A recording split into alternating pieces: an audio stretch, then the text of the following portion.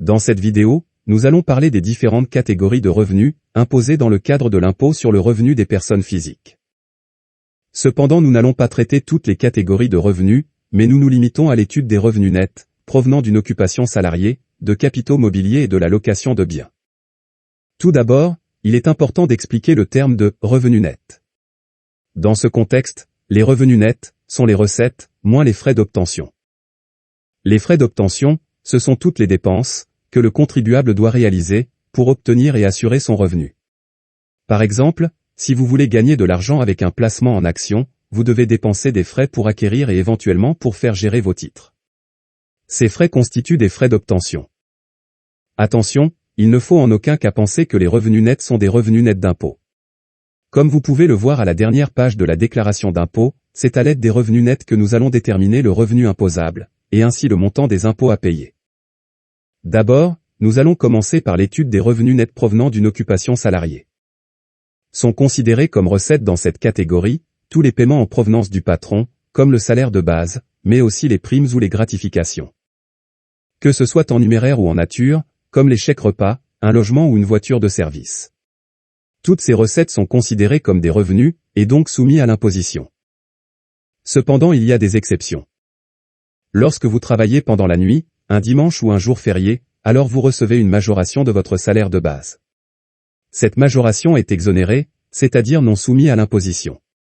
Par exemple, si vous avez un salaire horaire normal de 20 € et que vous travaillez le dimanche, alors vous avez droit à une majoration de 70%. Soit 14 € de majoration. Alors les 20 € sont imposables, mais les 14 € ne sont pas imposables. Votre horaire normal de travail est de 9 h à 17 h. Lorsque votre patron vous demande de travailler jusqu'à 19 h, ce sont 2 heures supplémentaires. Alors le salaire versé pour les heures supplémentaires, y compris la majoration, ne sont pas imposés. Reprenons l'exemple avec un salaire horaire de base de 20 €. Pour une heure supplémentaire, le patron doit verser une majoration de 40%, soit 8 €. Le montant total à payer par heure supplémentaire s'élève donc à 28 €. Dans le cas des heures supplémentaires, ce n'est pas seulement la majoration qui est exonérée, mais aussi le salaire de base. Venons maintenant aux frais d'obtention. Nous venons de voir que les frais d'obtention sont les dépenses effectuées pour s'assurer son revenu.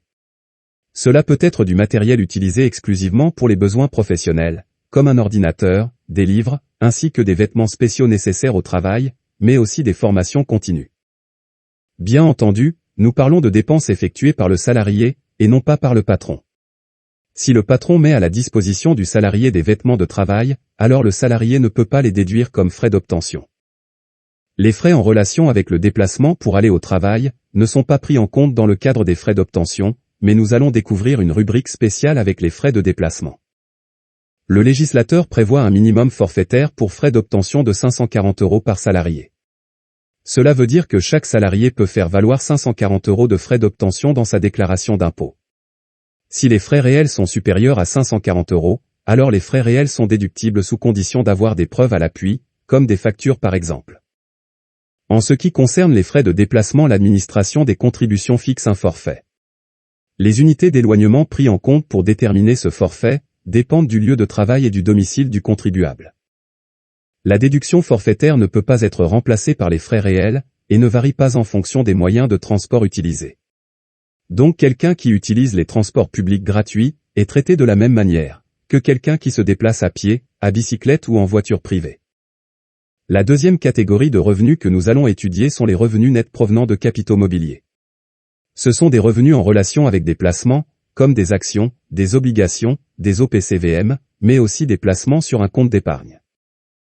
Les frais d'obtention sont tous les frais versés aux établissements financiers et organismes de placement comme des commissions, courtage, frais de gestion, etc.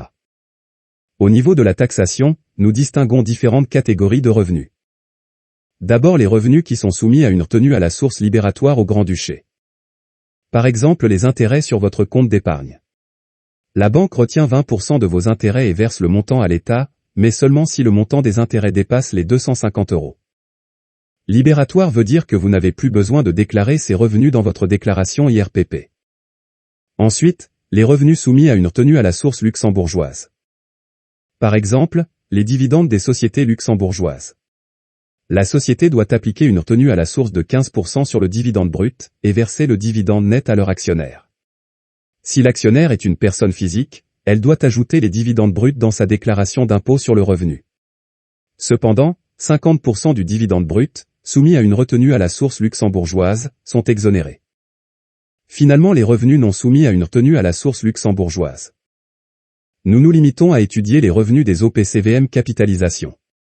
Ces fonds d'investissement ne distribuent pas les dividendes, mais réinvestissent les dividendes dans le fonds, c'est-à-dire les dividendes sont rajoutés au capital placé. Dans ce cas, les revenus ne sont pas imposables sous condition de garder les parts du fonds, pendant au moins 6 mois. Finalement, il ne faut pas oublier qu'une tranche de 1500 est exempte d'impôt. Si vous avez par exemple un revenu net de 2300 € dans cette catégorie de revenus, le montant soumis à l'imposition s'élève à 2300, moins 1500, soit 800 €. Cependant, le revenu net ne peut pas être négatif. Si vous avez des revenus inférieurs à la tranche de 1500 €, alors vous n'êtes pas imposé sur ces revenus. La dernière catégorie de revenus que nous allons étudier dans cette vidéo est la catégorie des revenus provenant de la location de biens. Dans cette catégorie, nous trouvons la location de biens matériels et immatériels, comme des droits d'auteur. Nous allons limiter notre étude à la propriété bâtie occupée par le propriétaire, ou encore en construction.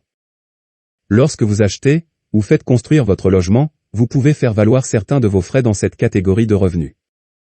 Lorsque vous n'occupez pas encore le logement, vous pouvez déduire fiscalement l'amortissement, les frais en relation avec votre crédit et tous les intérêts débiteurs sans plafond. Dès que vous habitez votre logement, seuls les intérêts débiteurs sont encore déductibles, et ceci avec un plafond qui dépend de la durée d'habitation. Dans cette catégorie, les revenus nets peuvent être négatifs, et diminuer ainsi le total des revenus nets. J'espère que cette vidéo vous aide à mieux comprendre les différentes catégories de revenus de votre déclaration d'impôt sur le revenu des personnes physiques au Luxembourg.